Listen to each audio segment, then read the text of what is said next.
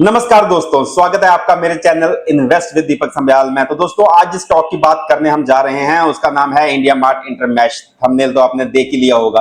दोस्तों एक रिपोर्ट आई है नुवामा वेल्थ मैनेजमेंट से, नुवामा ब्रोकरेज ने एक रिपोर्ट दी है। वो इस स्टॉक के ऊपर अब बुलिश हो गया है और उसने अपने टारगेट प्राइस बढ़ा के 3800 कर दिए हैं। पहले उसकी रेटिंग रिड्यूस की थी, 2100 के टारगेट प्राइस थे, अब उसने बढ़ा के 3800 का टारगेट प्राइस दे दिया है। तो देखना होगा कि क्या उसने रिपोर्ट दी है और इस स्टॉक में आगे क्या हो सकता है और हमने इस स्टॉक में क्या करना चाहिए जानने की कोशिश करते हैं। तो दोस्तों आप देख रहे हो आज ये स्टॉक 6% बढ़ा है इस पर्टिकुलर रिपोर्ट की वजह से। तो दोस्तों वो कहता है कि ब्रोकरेज को क्या दिख रहा है, सब्सक्राइबर रिवाइवल। तो ये रिवाइवल उसको नजर आ रहा है जिस कारण से वो समझ रहा है कि इसमें अभी अपवर्ड मूवमेंट होने के चांसेस हैं। तो दोस्तों ये एक पेज की रिपोर्ट हम पढ़ ही लेते हैं जो ये बता रहा है। तो इसमें क्या लिखा हुआ है। तो दोस्तों आज स्टॉक 6% बढ़ा, रिड्यूस से बाय की रेटिंग आ गई है। अब देखते हैं आगे ये क्या बोल रहा है। ये बोल रहा है India Mart shares were trading at a 1 year forward PE multiple of 28 compare to the historical average of 45। तो दोस्तों जो फॉरवर्ड पीई मल्टीपल होता है उसमें ये 28 पे ट्रेड कर रहा था, लेकिन एवरेज इसका 45 का है। तो मतलब ये अपनी वैल्यूएशन रेशियोज में अपने चीप रेट पे चल रहा था ये स्टॉक। उसके बाद अभी भी ये जिस प्राइस पे चल रहा है अभी भी अपने एक साल में ये 3% डाउन है पिछले साल की अपेक्षा। तो नुवामा क्या बोल रहा है कि नया साइकिल वो एक्सपेक्ट कर रहा है कि इसकी जो ट्रैफिक है और जो इसकी बिजनेस इंक्वायरीज है उसमें इसने इंप्रूवमेंट देखी है।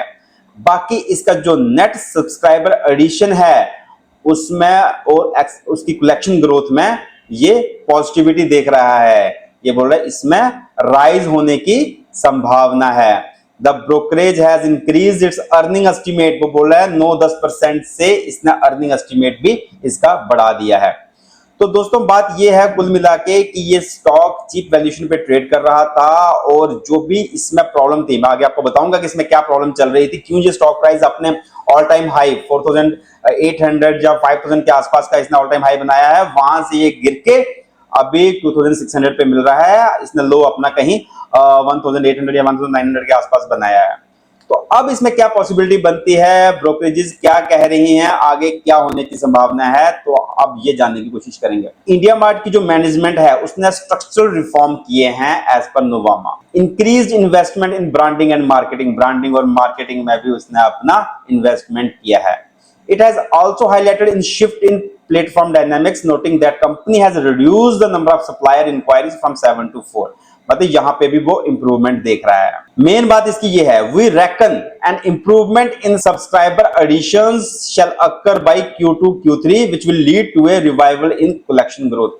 तो दोस्तों इसका स्टॉक प्राइस टूटने का एक बहुत बड़ा कारण रहा था कि ये जो नए सब्सक्राइबर ऐड करता जा रहा था क्वार्टर वाइज क्वार्टर, वो गिरते जा रहे थे। मान लीजिए अगर ये 3000 सब्सक्राइबर ऐड कर रहा है हर क्वार्टर में, फिर ये गिर के 2500 हुए, फिर 2000 हुए, फिर 1000 हुए, इस तरीके से ये गिरते जा रहे थे, नए सब्सक्राइबर ऐड नहीं हो रहे थे। लेकिन अब नुवामा को ये लग रहा है कि ये इसका डाउन साइकिल खत्म हो गया है और यहां से इसका अप साइकिल शुरू हो गया। मान लो अभी ये अगर 500 ऐड कर पा रहा है सब्सक्राइबर, तो अब धीरे धीरे ये 700, 800, 1000 ये बढ़ना शुरू हो जाएंगे, क्योंकि इसने जो भी स्ट्रक्चरल रिफॉर्म किए हैं इस कंपनी में, जहां जिसने जो भी ब्रांडिंग मार्केटिंग वगैरह की है, तो इस वजह से वो देख रहे हैं कि इसका डाउन साइकिल अभी खत्म हो गया है।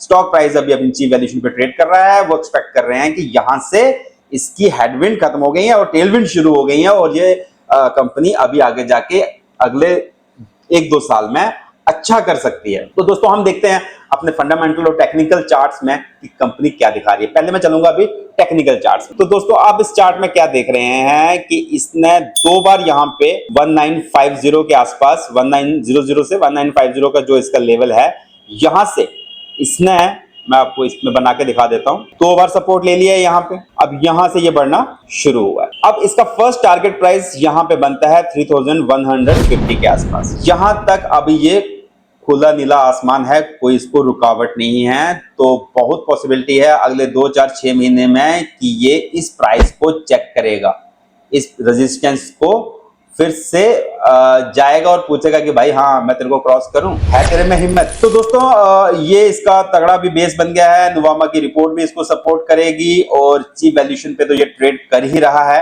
एक चीज मैं और दिखाता हूं, अगर आप इसके डेली चार्ट पैटर्न में दिखाएं तो इसकी मूविंग एवरेज ये 50 डेज है और ये 200, ये इसको क्रॉस करने के कगार पे है। जैसे ही ये इसको क्रॉस करता है तो इसको गोल्डन क्रॉसओवर बोला जाता है, जो कि बुलिश चार्ट पैटर्न माना जाता है। तो यहां से ये बिल्कुल ऊपर के लेवल जो है आपको 3150 के बिल्कुल दिखा सकता है। आप पीछे भी देख सकते हैं, यहां से इसने एक बुलिश चार्ट पैटर्न बनाया था, इसको भी गोल्डन क्रॉसओवर बोलते हैं। तो यहां से इसने यहां तक की रैली दी थी।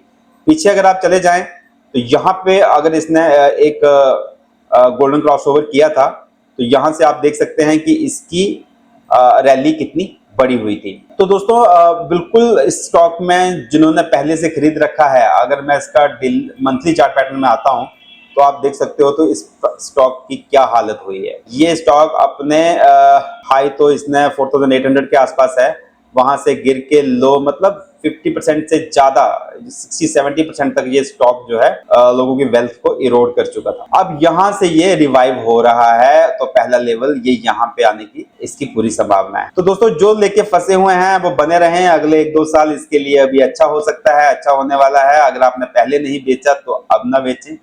हाँ, जो नए हैं वो बिल्कुल इसमें अभी एंट्री ले सकते हैं और इस लेवल तक वो जा सकते हैं। हाँ, अगर ये स्टॉक प्राइस इसके नीचे जाता है, ऑल टाइम लो के नीचे जाता है, क्लोजिंग देता है, तो फिर इसमें से निकल जाना ही टेक्निकली ऐसा ही किया जाता है। जो इसमें ट्रेडिंग करने के पक्षधर हैं, जो लॉन्ग टर्म के लिए रखना चाहते हैं वो अगले 2 साल तक का 2 से 3 साल का नजरिया रखें। तो मुझे ये लगता है कि इस स्टॉक प्राइस को तो ये टच करेगा ही और आने वाले टाइम में ये अपने ऑल टाइम हाई की तरफ जाएगा, अगर नुवामा ने जो रिपोर्ट दी है वैसा ही कंपनी परफॉर्म करती है। तो अब चलते हैं हम इसके फंडामेंटल पे। तो इसके फंडामेंटल में ये स्टॉक प्राइस अभी 30 के पीई मल्टीपल पे है और 30 का पीई मल्टीपल अगर इसके हम चार्ट पे जाएं और पीई इसका चार्ट खोलें तो इसका एवरेज 53 का दिखा रहा है मैक्सिमम। तो अपने एवरेज पीई मल्टीपल से ये बहुत नीचे ट्रेड कर रहा है। तो दोस्तों एवरेज वैल्यूएशन के नीचे है, इसका प्राइस टू बुक भी देख लेते हैं। प्राइस टू बुक के हिसाब से भी 9.7 है ऑल टाइम का और अभी ये 7.2 पे चल रहा है। तो प्राइस टू बुक में भी अभी ये सस्ता चल रहा है। तो दोस्तों अब आपको ये बताता हूं कि इसमें प्रॉब्लम क्या हुई थी, क्यों ये स्टॉक प्राइस 5000 तक गया, फिर वहां से गिर के 2000 के लेवल तक नीचे आया। तो दोस्तों इसका आप प्रॉफिट एंड लॉस अगर देखोगे तो एक टाइम पे इसके ऑपरेटिंग प्रॉफिट मार्जिन 49% तक पहुंच गए थे। लोगों ने इसका स्वाद चख लिया था कि ये 50% के प्रॉफिट मार्जिन सस्टेन कर सकता है। वहां से जब गिर के इसके प्रॉफिट मार्जिन आधे हो गए तो फिर मुश्किल आ गई इस पर्टिकुलर कंपनी के लिए। पहला कारण ये था, ये ओनली कारण नहीं था, पहला कारण ये था कि इसके मार्जिन जो है वो बड़ी तेजी से घटे। दूसरा इसका कारण जो था वो था सब्सक्राइबर एडिशन का। तो सब्सक्राइबर एडिशन इसका धीरे धीरे कम होता जा रहा था, जो बहुत बड़ा कारण था इसके स्टॉक प्राइस के गिरने का। दोस्तों होता क्या है, जो स्टॉक प्राइस की ग्रोथ होती है वो उसके फ्यूचर को देख के होती है कि फ्यूचर में ये कंपनी क्या कर सकती है। लेकिन अगर इन्वेस्टर को लगता है कि ये फ्यूचर में अच्छा परफॉर्म नहीं कर पाएगी, इसकी नेट सब्सक्राइबर एडिशन इतना तेजी से नहीं होगा या फिर कम होता जा रहा है, तो वो अपना माल बेचेंगे। तो एक बार हम देखते हैं कि किसने बेचा और किसने खरीदा ये वाला माल। तो इन्वेस्टर्स में ईयरली इन्वेस्टर्स में 49% से 49 पे प्रमोटर्स बने हुए हैं मार्च 21 से मार्च 25, पिछले 4 साल का डाटा मैं एनालाइज कर रहा हूं। FII 27% से 18% में आ गए, मतलब 9% माल उन्होंने बेच दिया, जब 9% स्टेक उन्होंने कम कर लिया। DII 4 से 15 चले गए, मतलब 11% इन्होंने खरीद लिया और 1% या 2% माल जो है पब्लिक ने बेचा है। तो DII इसमें बुलिश हैं, अभी भी बुलिश हैं, पहले से भी बुलिश चले आ रहे हैं। उन्होंने अपना स्टेक ईयर वाइज बढ़ाया ही है। तो दोस्तों इस कंपनी में ऐसी कोई प्रॉब्लम नजर नहीं आ रही है। इन्वेस्टर्स का डाटा देख के, हाँ FII ने माल बेचा है, FII ने माल अपना इसलिए बेचा कि एक तो उनको अपने प्रॉफिट बुक करने थे। इसका अगर आप प्राइस पैटर्न देखें तो चलिए दोस्तों इसका एक बार प्राइस पैटर्न देख लेते हैं। जिसने ये स्टॉक प्राइस 1000, 2000, 500 इस लेवल पे खरीदा होगा और उसको 2 साल में ही इसके लेवल मतलब 10 टाइम्स इसकी वैल्यू मिल रही होगी, तो वो तो अपना प्रॉफिट बुक करेगा ही। और उसके बाद अगर कंपनी में प्रॉब्लम आती है तो फिर ये स्टॉक जो है आगे बढ़ ही नहीं पाया, अपने लो के आसपास ही घूमता रहा। अब इसमें नुवामा को अच्छा लग रहा है कि आने वाले टाइम पे इसका टर्न अराउंड हो सकता है। इसके जो मैनेजमेंट है इन्होंने अच्छा काम किया है, तो इसमें पॉसिबिलिटी हो गई है कि ये स्टॉक प्राइस फिर से बढ़े और फिर से लोगों को अच्छे रिटर्न बना के दे। दोस्तों बाय और सेल की कोई रिकमेंडेशन नहीं है, आप अपने फाइनेंशियल एडवाइजर को पूछ के या अपने रिस्क एपेटाइट के साथ ही इसमें ट्रेड करें। आपको मैंने तीनों चीजें बता दी, फंडामेंटली, टेक्निकली, और जो भी नुवामा की रिपोर्ट थी वो क्या कह रहे हैं, क्यों स्टॉक का प्राइस कम हुआ। और हाँ, मैंने एक बात बताना आपको भूल गया, आपने इसका अगर प्रॉफिट एंड लॉस देखा होगा तो इसके जो प्रॉफिट मार्जिन जो कम हो गए थे 23% में, फिर से बढ़ के 34% तक आ गए हैं। हाँ, फिर से 49% तो नहीं जाएंगे, लेकिन हाँ, कंपनी की मैनेजमेंट ने बोला है कि हम 35 to 40% के बीच में हमारे प्रॉफिट मार्जिन आने वाले टाइम में रहेंगे।